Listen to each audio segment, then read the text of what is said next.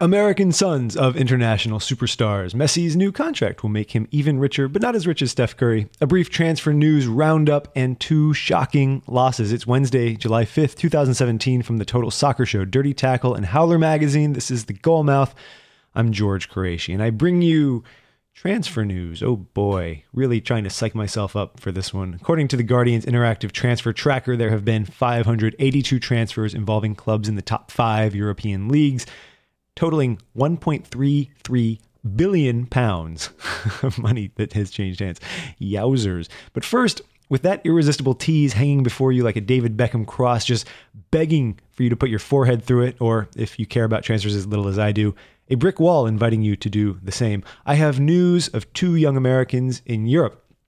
Jonathan Klinsmann is still on trial with Hertha Berlin, and it sounds like it's going well. Now, Klinsmann is a goalkeeper, but much like his ill-considered tweet laughing at Landon Donovan 2 years ago after Klinsmann's father, Jurgen Klinsmann, left the U.S. legend off the World Cup squad, Jonathan still likes to go on the attack to embarrass his foes. Exhibit B, a video posted to Hertha's Twitter account showing the trialist, who I remind you is under consideration as a goalkeeper, slapping a wicked side volley into the top corner during a scrimmage in training. In the parlance of grabby internet headlines, this one would read, Jonathan Klinsmann totally destroys rival goalkeeper with one simple shot. And if you thought Klinsmann was the only offspring of a world-class striker who has blessedly chosen to give his son U.S. citizenship, you were wrong. Timothy Weah, son of Liberia international and former World Player of the Year George Weah, has signed for PSG, where he has been playing for a few years now.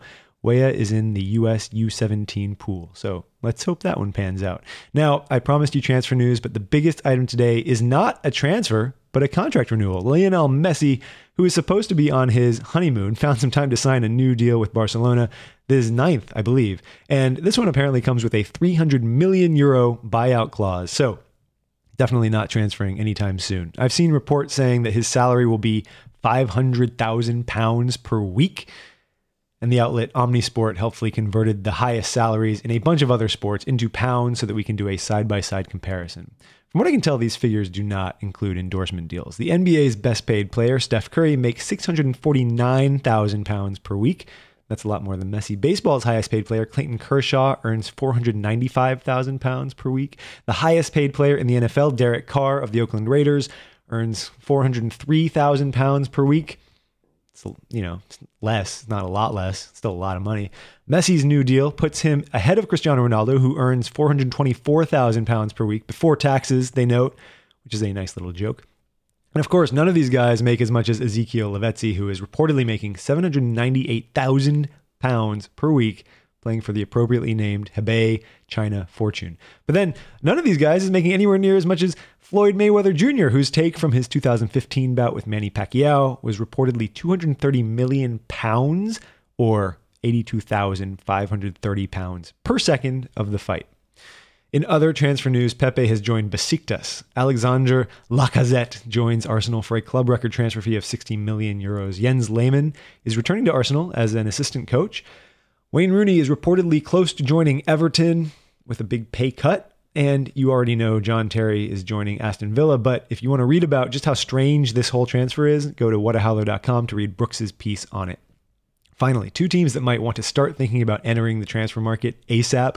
The LA Galaxy, which lost 6-2 to Salt Lake last night. Salt Lake is not a good team. Before last night, it had 5 wins, 12 losses, and 2 ties, and a minus 21 goal difference on the season. But possibly even worse, we have Glasgow Rangers going out of the Europa League in the first round after losing 2-1 to Luxembourg giant Progress Niederkorn, which was the 4th best team in Luxembourg last season. It was the Scottish club's first European soccer in 6 years. And the manager said that, quote, what happened to us today is a once-in-a-lifetime thing. He better hope so. My name is George Qureshi. Taylor Rockwell will be with you tomorrow morning. Don't forget to sign up for our newsletter where you can click out to all the stories I've mentioned on this podcast. The link to sign up is in the show notes. And I leave you with today's Goalmouth top tip. Jens Lehmann is cool because he once peed on the field, but take it from me, Jens Lakeman is really where it's at.